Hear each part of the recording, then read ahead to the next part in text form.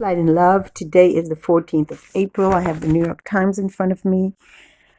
Shelves may be bare, but food is dumped. Plan to reopen America. Same thing here. We're hoping. And yesterday was the birthday of a dear friend of mine who passed away young, not from Corona, Linda Garrow Highland. And here are some images of Linda. Dear Linda and I shared a house in Somerville, Massachusetts, on 1991 till 1993, I think. I don't remember if it was 2 years or longer, but I introduced her to her first husband, Kenneth, and then she found a dear partner, and she moved to Texas. And there are images. This is her first husband. We all lived together. He's a musician, Kenneth Highland, and she's just really, she was the dearest person, the kindest person you can imagine. Just remember, I was in the States. Um, this is her wedding to Kenneth. I'm behind. You see, that's me. It's me. I was dressing like this is their friend, or was this the singer in Kenneth's band. And there's her dear mother who passed away as well. And this is Kenneth's first wife, Linda, I think. And this is the singer, Jim, I think. And here's me. I was the maid of honor behind her. I wanted to sing at the wedding. She put up with so much. She was such a kind person. I kept showing her my poetry, my paintings. She was encouraging. She was the kindest person. When I met her, she worked in a nursing home, and she met Kenneth. She got inheritance, and she bought a house at 33 and the 3rd Adrian Street in Somerville. They Then I moved on. I was living in other roommates, and had a lot of growing to do. Gosh, I was so young then.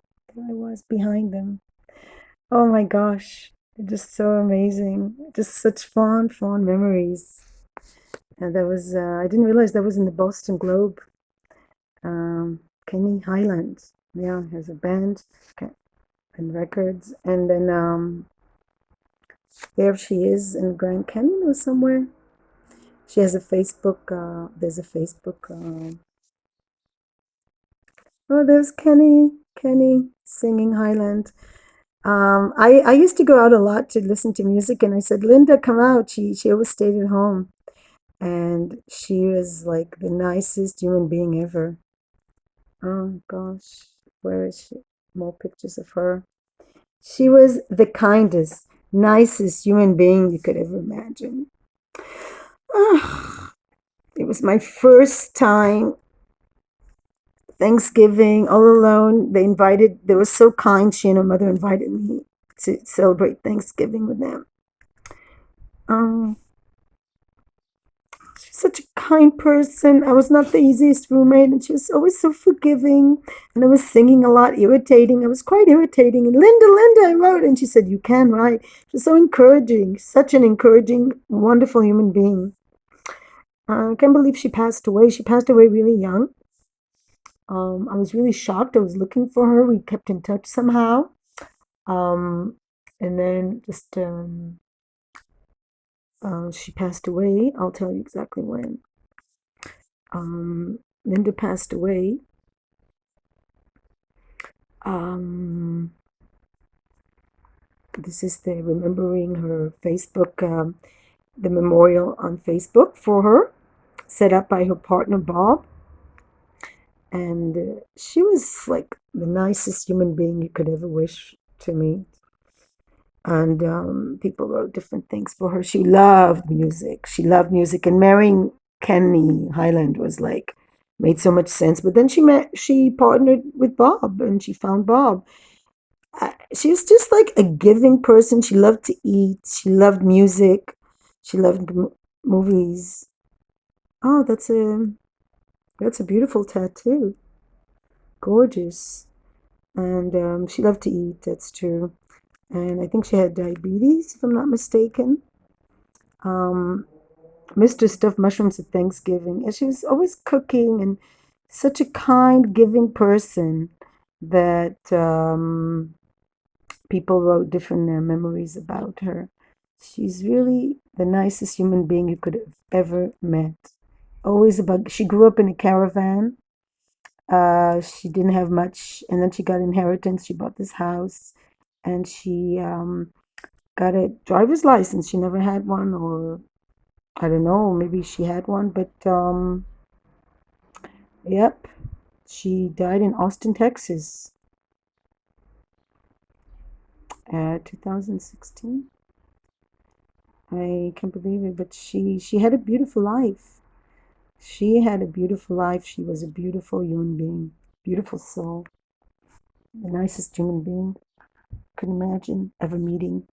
So I would like to dedicate the language of letting go reading to Linda. So let's read this. A reading for Linda, beautiful Linda, such a good soul. Perfectionism. Recovery from codependence is an individual process that necessitates making mistakes, struggling through problems, and facing tough issues.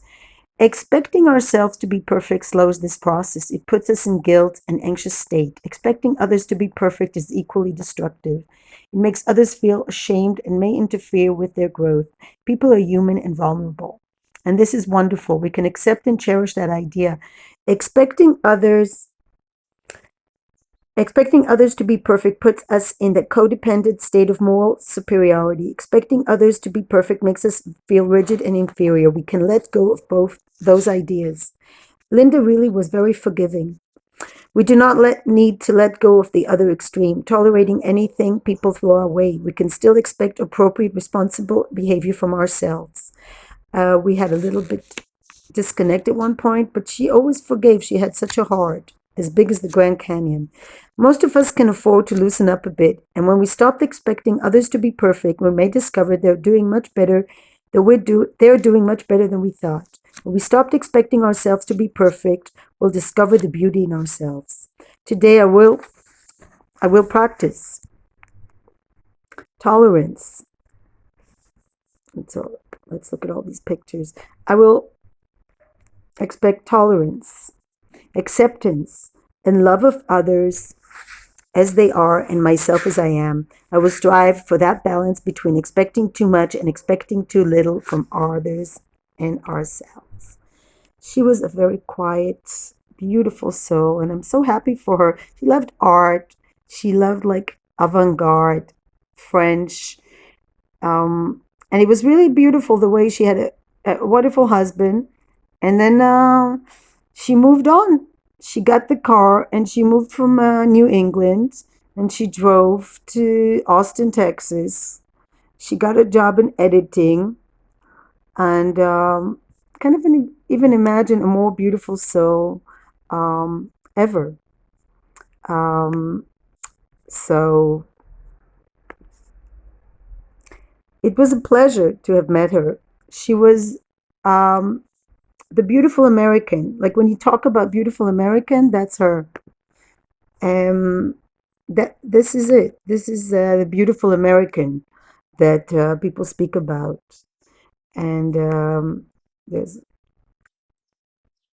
Kenny and Linda Garrow, and just Linda Garrow Highland. I didn't realize this appeared in the Boston Globe, so I appeared in the Boston Globe also. Linda, August 4th. Linda Garrow. This is what they said about her. So many good things. Um, yep. Um, this is Kenny. The wedding to Kenny.